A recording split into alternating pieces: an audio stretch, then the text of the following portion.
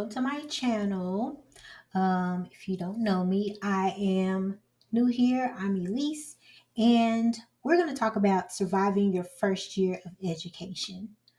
And it's scary and it's new, but I just want to say that you can get through it. And if you've already been through your first year, well, maybe you'll pick up some things that you didn't during your first year. But I consider this like a first year kind of mini crash course. Okay, so this is the first video in our series. And first of all, I want to say congratulations for becoming a teacher. Ooh, yes. Being a teacher is very rewarding.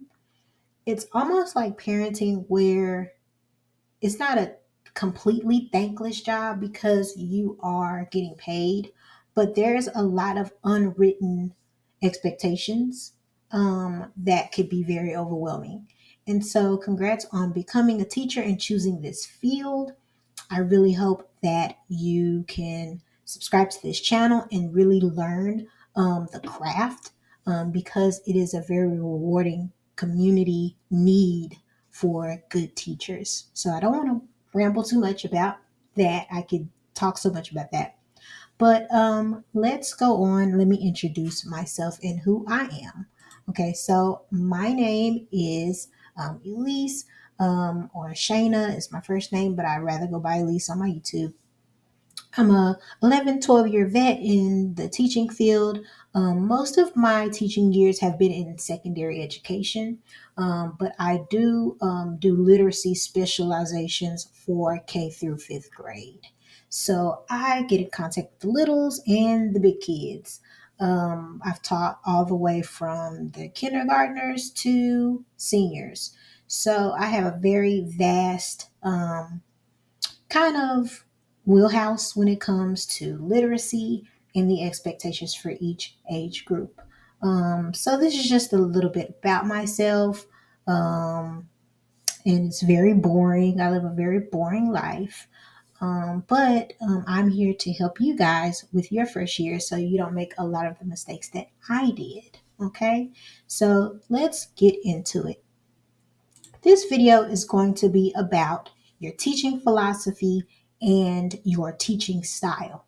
And this is the very first thing you want to understand about the teaching field is that your teaching philosophy and your teaching style are the foundation of your teaching. Here's an example of a very short philosophy that I have here on the slide. It says, my philosophy is that all students can learn real world critical literacy skills to become a contributing member of their communities. And notice that it's very specific to my content area. It's not very broad. And if you have the privilege, I know in primary and elementary, it's kind of boxed in where you might teach reading and social studies, or you might teach math and science, or some administrator might come in and be like, I know you've been teaching math and science for 5 years, but now we want to throw you in, um, reading and social studies. So I understand you don't have control over that, but you want to make your teaching philosophy as specific as possible because that is how you're going to approach your teaching style. That's how you're going to approach making activities and making your lessons for your students. So, what I want to point out for my little mini one that I have is that I have real world critical literacy skills in my teaching philosophy.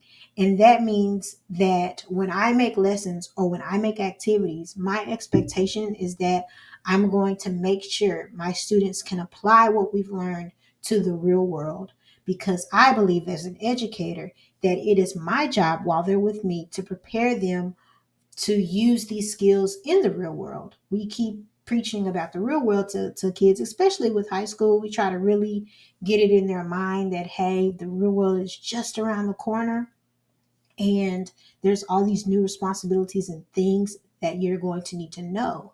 And so because I teach secondary, that is critical literacy skills and real world application are really ingrained in my pedagogy beliefs and the way that I teach. Okay. So what you should do is really write down what you believe about education, write down how you want to be as a teacher. And if you don't know, that's fine. But if this is your first year, what I would say is go ahead and try to find the veteran teachers that you connect with and observe them teaching. Observe them teaching so that you can see some things and say, oh, wow, that looks awesome. I want to do that. Or, no, I don't really like that. You pick up a lot of tools and tips and tricks by observing other teachers. And the ones who are really good at their craft, who have mastered their craft, those are the ones that you want to look at. Okay. So when you do that, you don't want to mimic them or copy them. You want to use that to develop your teaching style.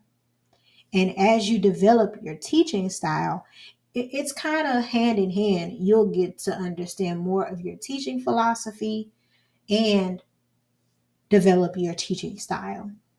So I want to leave you with that today for our first video is really think about what kind of teacher you want to be, what kind of impact you want to make, and observe veteran teachers.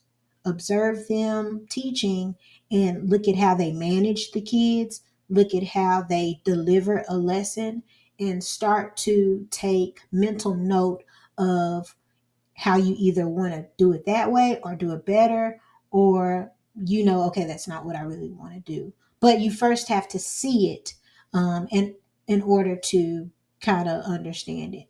Now, I do understand that there's a student teaching piece where you do have to have observation hours, and maybe you did, but sometimes the content that you are able to see is not what you end up teaching.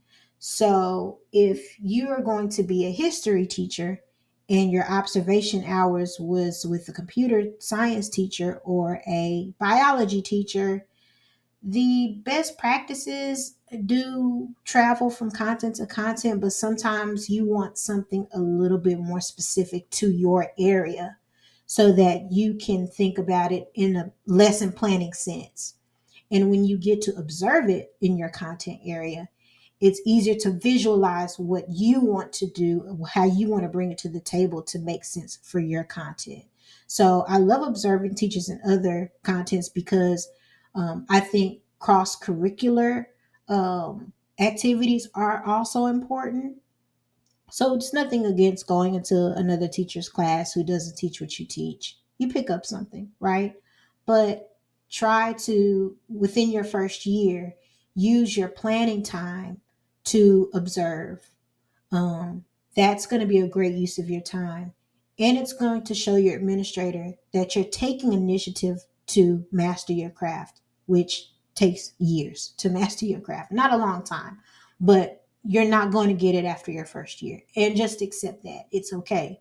Um, what you learned in your degree won't always apply because it's best case scenario. So in the next video, I'm going to go over what classroom management really is and how it can be divided in different sections. Okay, so if you like this content, please like and subscribe to this channel. And I hope you got something out of just this tiny bit. And I'll see you in the next video.